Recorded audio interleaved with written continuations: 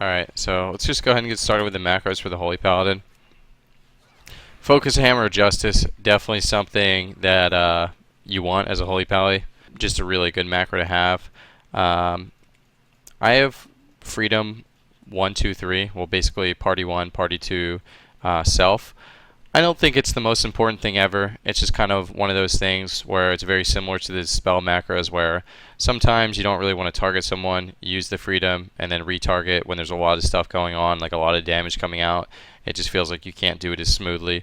So I just kind of ended up using these macros to make it feel like a little bit more smooth, basically fighting mages, and just makes things a little bit easier. This is just cleanse macro, target self cleanse macro, just the same thing as the freedoms, just able to dispel myself without having to switch the targets, makes it a little bit easier. Party 1, Party 2 cleanse, same thing as the Resto Shaman, just makes it so you can just dispel people without having to switch the targets, and just all around it makes it much easier. Similar to my Resto Shaman, how I have the self Riptide. This is target equals player Holy Shock. This macro is actually kind of important for me because if you were targeted on an enemy and you Holy Shocked, then you would actually do it on the enemy. So sometimes, like, just by default, you kind of have like an enemy targeted on you, and I was getting kind of annoyed of targeting myself and then pressing Holy Shock, because obviously like Flash of Light and like Holy Light are still going to heal yourself, but if you press Holy Shock while on an enemy, it's going to Holy Shock them, and I kind of got annoyed by that. And even further so in this expansion where you play Avenging Crusader a lot, you don't want to be on this guy with Avenging Crusader and then have to target yourself, press Holy Shock, because you do use Holy Shock a lot during Avenging Crusader, and then retarget and so on and so forth, because the cooldown of Holy Shock is half. So I actually think this is a pretty useful macro. If you kind of feel like you have the same problem where you're constantly having to change your targets, you probably want to use this macro. Target equals player Blessing and Protection is something I started using just because sometimes you're in CC, like you get Warrior Feared, just same thing. Target myself, bot myself, retarget the person that I'm healing that's under a lot of pressure. This just kind of makes it like a lot easier. Same with blinds and kidney shots, just something that made the game feel a little bit smoother for me. Cast Divine Protection, I personally just like the icon better than the original one, so I changed this. This I don't even use this macro anymore. Focus Rebuke. Rebuke. Okay, this must be for Ret. Maybe the other one was for Ret too. What I do best. Love you, Dad. This looks like Ret macros. Reckoning. I think this is also for Ret, but you can use this macro to top pets. I think the pets have it's like a much higher cooldown in PvP now than it used to, but you used to use this for mages. If you thought you were going to get sheep, try and taunt the pet, have the mage's pet, break it with a water bolt, but no one uses that anymore. Sanctuary or Ret macros once again. Player equals Beacon of Light. Same thing as all the other macros I use player. It just makes it a lot easier for me to not have to target myself in certain situations. This is relevant. This is just Holy Light with Divine Shield Tooltip. Arm Mastery, Divine Favor. So basically a lot of people get confused when they watch my stream and they're like, man, you had Arm Mastery that whole time. You should have used it, but in reality it's actually just Divine Favor and I don't have the opportunity to use it, or maybe I'm not spec'd into it. This was the original Arm Mastery icon, the one that made it so you were immune to interrupts, silences, and I kind of just like that icon. It's like the icon that I've grown accustomed to, so I didn't really want to change that this expansion with the same effects. So Divine Favor is now the thing that makes it so you're uninterruptible, so that's why it represents this icon. And then back in the day in Wrath of the Lich King there was a ability called I want to say it was called Divine Intervention, but I don't think that's actually what it was called. Divine Sacrifice maybe, and it had this icon and it made it so your whole team was under the effects of Blessing and Sacrifice or something like that. So it was just basically a big AoE damage reduction, and that's kind of what I feel Arm Mastery is this expansion when you're playing with Devotion Aura. So that's kind of why I use that icon. So it's just things that kind of are similar to what I was used to back in the day. I must not have that many Pally macros. Once again, this is just irrelevant, just Flash of Light right here showing a different icon. Sack Party 1, Sack Party 2 I kind of found pretty useful. Maybe you don't want them, but sometimes you need to sack someone at the exact right moment. You could say the same thing for bop.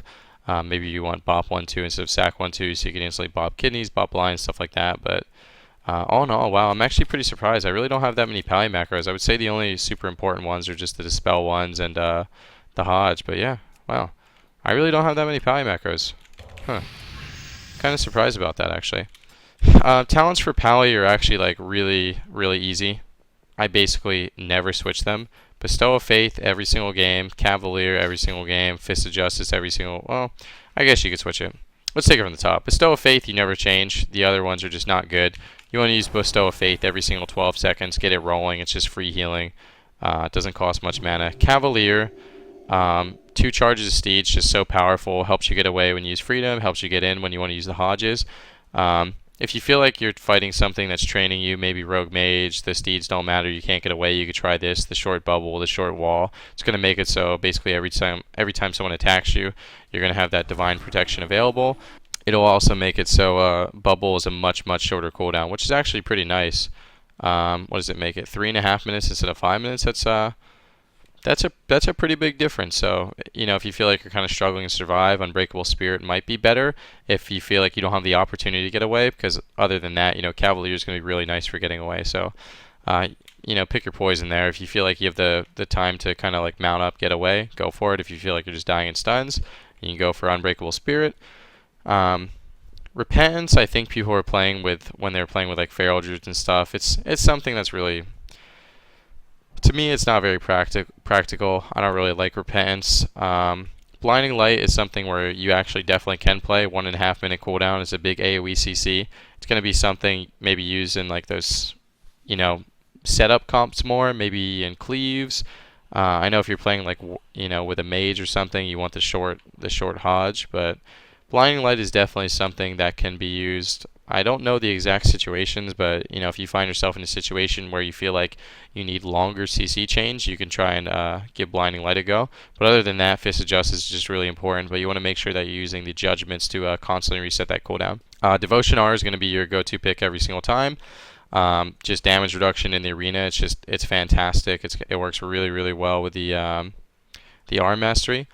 Holy Avenger is also going to be your go-to. Just free haste, free healing. It's just really, really powerful. The other two are just not nearly as powerful. Sanctified Wrath, it's going to be your go-to. The Holy Shock is just really short cooldown with wings up, whether you're playing Crusader or normal wings, which means you're going to get more Holy Shocks, is more chances at the really fast cast Holy Lights, which are efficient. And then Beacon of the Lightbringer is going to be your go-to, but you can use Beacon of Faith if you feel like you're struggling with spread pressure. So you have 2 beacons up, which is going to help you heal through spread pressure. So Beacon of Fate's good for spread pressure. You can give it a try. But Beacon of Lightbringer is a lot more single target healing. So, just gotta kind of figure out what you're looking for there. I would say for Paladin, in almost every single situation, you probably want to be using the Medallion.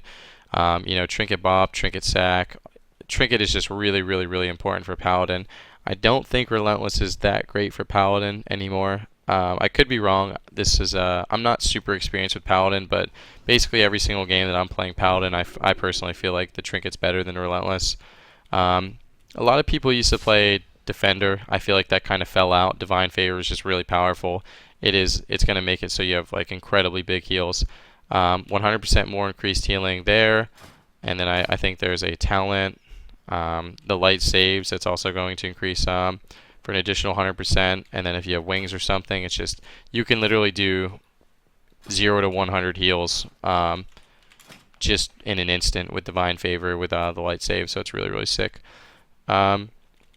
Divine Vision is going to be your go-to. It's just going to make it so your entire group has 6% damage reduction in arena. But sometimes you want to play Unbound Freedom, and Unbound Freedom is good if you feel like you're going to be the kill target, because then instead of giving your entire team 6% damage reduction, you're going to be selfish and you're going to take the Devotion R away from them. So if they're not near you, you're actually getting more damage reduction. So instead of having 6% while you're being trained, you actually have that 20% if your teammates aren't near you. Which means it's going to be a little bit easier for you to survive, as well as getting the extra movement speed with the freedom, which is going to help you with your Cavalier to get away. Cleanse of the Week I only use for Shadow Priest if you're ever stacked up and you just dispel either your teammates, not yourself. If you dispel either one of your teammates, it's going to dispel the dots off everyone. So Cleanse the Week's really good for Shadow Priest, but you got to make sure that you're in a situation where you're all clumped up. Pure Heart is a must-have versus any Unholy Decay or Assassination Rogue team. Just you want to spec into it immediately. It just kind of counters the class, dispels all the poisons, dispels all the diseases. Really, really powerful in combination with Avenging Crusader, so you probably want to always pair those together. Every time you swing with your damn weapon, it's just going to dispel all their damage, basically. So really powerful. And then other than that, I think you're going to go with Light's Grace. Ultimate Sacrifice is just by far the best talent in the tier. You probably never want to spec out of this. Maybe in a really, really, really rare, unique situation where you feel like you are the only person that's dying, the only person that can die, the only person that ever will die. You could try Darkest Before the Dawn to maybe squeeze out a little bit extra healing from Light of Dawn. But even then, it's such a small amount of healing that it's probably not worth the risk that if they do swap on your partners, you lose Ultimate Sacrifice. But just a little food for thought. Ultimate Sacrifice is going to absorb 100% of the damage. So you can literally sacrifice someone at 1 health. They could be at 1 HP. And for the next, however many seconds, I think it's 10, 12. For the next 12 seconds, they are not killable. All the damage is going to be redirected to you. So one thing that you want to note is when you use Ultimate Sacrifice, be prepared for the enemy team to swap on you. You don't want to be standing in the middle of the map like, hey homie, you're sacrificed, bro. You're chilling, because the people that are going to attack him they're going to be attacking you. So you want to make sure that you're always in kind of a safe place where if you sacrifice that guy, understand that you're going to be the target of choice. Maybe get the artifact weapon up on you and be ready to heal some damage before you try and top him, because you have a lot of time. You got a lot of time to top him, so you got to be really careful with the Ultimate Sacrifice. And then for this talent, it's always going to be between Blessed Hands and Avenging Crusader. I'm not really too certain on this one, and Avenging Crusader actually just recently got nerfed, but Avenging Crusader, from what I understand, is going to allow you to put more pressure on people. It does a lot of damage, but it's also going to allow you to heal through like cleave damage a little bit better, which is like the spread pressure damage. So if you're fighting a pretty heavy spread pressure team, Avenging Crusader is probably going to be better. If you're playing a comp that's like really aggressive and you feel like you need that damage to win, Avenging Crusader is probably going to be better. I don't really like Avenging Crusader versus mages, but sometimes it's okay. But it just feels like a lot of the time when you play versus mages, you kind of expose your positioning, you get sheeped really easily, in which case Blessed Hands might be better. This is just kind of something that you got to get familiar with and comfortable with, and they're both really good depending on the situation. Blessed Hands might be better versus melee cleaves, where you need those sacks, you need those bops, like versus Windwalkers. Sack the Serenity, bop the Serenity, sack the Serenity, and just it's going to allow you to rotate cooldowns for a really, really long time, which is super powerful. And then, obviously you got to make sure you're comfortable with Avenging Crusader to just, do the damage rotation, judge, get the Crusader strikes in there. But both talents are really, really powerful. Holy Pally healing is pretty easy. Basically just Holy Shock, try and go for the fast cast Holy Light, bestow on cooldown. One thing that I would say you do a fair bit if you're healing your partners and you feel like you can't cast is, what I like to do at least is, just spam Light of the Martyr. I actually can't use it on anyone right now, but you just spam Light of the Martyr and you keep beacon on them, and then instead of Holy Shocking them, you Holy Shock yourself and you bestow yourself to kind of try and heal through that damage you're taking from the Martyr, and they'll actually get healed for half of that into the beacon of light. So you're spamming Martyr on them, then you Holy Shock yourself, and then you bestow on yourself, and then they also still get healed from the beacon of light.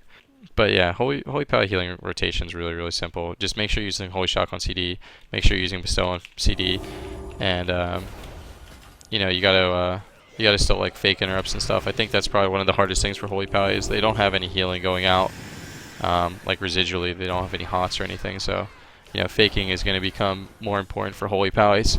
I think Holy Pally's hardest job is the cooldown rotation, and that job actually gets a little bit more difficult when you play Blessed Hands because you have more cooldowns to rotate. You have the extra sack, you have the extra bop, and even though it's only one additional cooldown per, it feels like it ends up being 2 more additional per, if that makes sense, because by the time you use both of your sacrifices, the first one's kind of back off cooldown, and same with the bop. So by the time you use 2 bops, you basically already have another one available. So it just makes it so that you have a lot of cooldowns. So the biggest thing for Holy Paladin is just being really, really vocal about, what CDs that you have, and what CDs you want your partners to use, because obviously if you sacrifice someone really late, you got to make sure that your partners understand they can't take damage when you're playing Ultimate Sacrifice. And if your mage is kind of freaking out and he's afraid he's going to be, he's going to have to block, you got to make sure that he understands that if you're going to sacrifice, you don't want to overlap those CDs. So I think Holy Paladin's hardest job is definitely it's definitely going to be using those CDs properly. I don't actually know how to use them properly myself. Obviously, Avenging Wrath is going to be used to counter like big damage, but Ultimate Sacrifice can also be used to counter big damage. It's all really situational. I like Sacrifice on like big CDs like Serenity, Arcane Power, stuff like that, and then maybe you could use the Avenging Wrath to recover or the Avenging Crusader to cover. Bop's going to be really good against teams that don't have Purge. Versus teams that do have Purge, you got to be really conscious on when they can actually dispel it. So maybe you want to try and throw Bops out earlier than Sac if the team can't dispel the Bop. It's just there's so many different ways that you could use cooldowns of Paladin, and kind of rotate them with your partner's cooldown. So it's really, really tricky to do it perfectly, in my opinion. And I think that's where like the best Paladins kind of shine, is rotating those CDs and make it kind of feel like your team's actually immortal. So you got to get in a good rhythm on how you like using those CDs. You don't want to underuse, but you don't want to overuse. So it's pretty tricky. So I think normally throwing out the sack first is probably pretty good, and then maybe trying to recover with the Avenging Wrath. But it could be all over the place. It's pretty difficult, honestly, in my opinion.